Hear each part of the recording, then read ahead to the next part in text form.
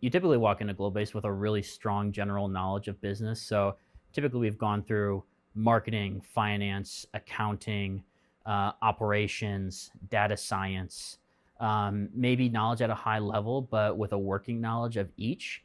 And that's actually been hugely useful because some teams find themselves working with a very data science heavy client.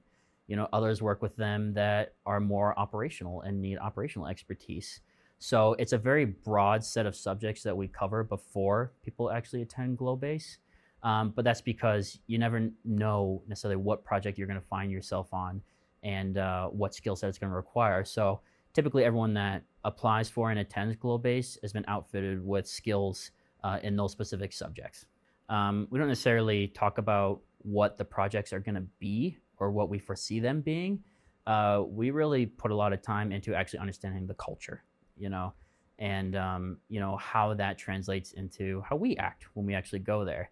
So in Botswana specifically, it's very, very common to give a greeting called Dumelang. Just means how are you? Or you just say how are you in English. But to give that greeting of how are you or Dumelang, like that is very customary. And if you don't do it, it can actually come off as rude. And so it's really important that teams and participants are equipped with that knowledge walking into it because it just facilitates a better client relationship and also allows you to coexist within that society, in a more cohesive way.